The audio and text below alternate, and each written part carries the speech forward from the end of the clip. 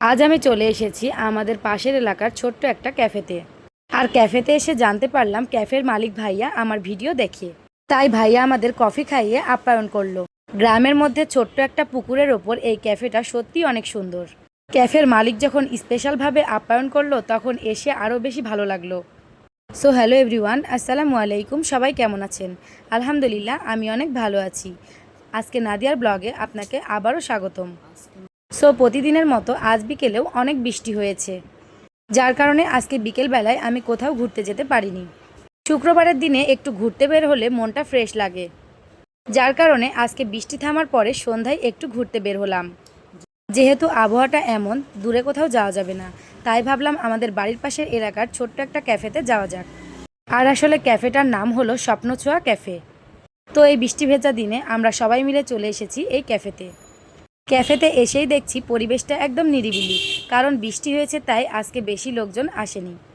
আর ক্যাফের মধ্যে ঢুকেই কিন্তু এই ছোট্ট একটা কুঁড়ে ঘর আছে, যেটা কিনা সম্পূর্ণ বোতল দিয়ে তৈরি করা হয়েছে। আর এই কুঁড়ে ঘরটার পাশেই রয়েছে একটা সুন্দর স্টেজ, যেখানে ফ্রেন্ড সার্কেল নিয়ে এসে একসাথে বসে আড্ডা এবং খাওয়া দাওয়া করতে পারবেন। যেহেতু ক্যাফেটা একদম গ্রামের মধ্যে, তাই পরিবেশটা একদম চুপচাপ। তো আমরাও প্রথমে এখানে বসে কিছুক্ষণ আড্ডা দিলাম। আর এই ক্যাফের চারিদিক দিয়ে রয়েছে ছোট্ট ছোট্ট বসার ঘর, যেগুলো সম্পূর্ণই একটা পুকুরের ওপরে। তাই আমি পুরো জায়গাটা আজকে ঘুরে ঘুরে দেখছিলাম। সত্যি ভাবা যায় না যে এমন গ্রামের মধ্যে এত সুন্দর একটা ক্যাফে আছে। চারিদিকে বিভিন্ন ধরনের গাছপালা নিয়ে একটা প্রকৃতির মনোরম পরিবেশ। তো ফাইনালি আমরা চারিদিকে ঘোরা শেষ করে এবার বসে পড়লাম ছোট্ট একটা ঘরের মধ্যে। আর এই ঘরের মধ্যে ফ্যান এবং লাইট সব কিছুই রয়েছে, তাই কোনো সমস্যা হবে না। তো আমরা প্রথমেই অর্ডার করেছিলাম চটপটি। আজকে বৃষ্টির দিনে গরম গরম চটপটি খেতে বেশ ভালোই লাগবে। তো আমরা সবাই মিলে বেশি করে টক নিয়ে চটপটি খাচ্ছিলাম।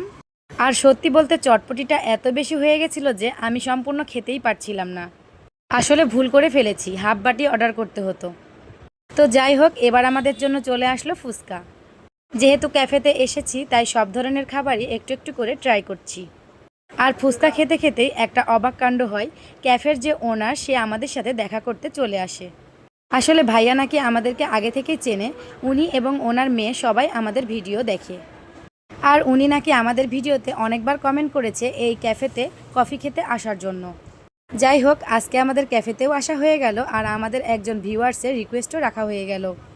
যাই হোক, ভাইয়া কিন্তু আমাদেরকে কফি অফার করেছে। বিষয়টা সত্যিই অনেক ভালো লাগলো। ভাইয়া আমাদেরকে কফি দিয়ে আপ্যায়ন করলো। সো আজকের ভিডিওটা এখানেই শেষ করছি। সবাই ভালো থাকবেন, সুস্থ থাকবেন। দেখা হবে আবার পরের ভিডিওতে। ধন্যবাদ।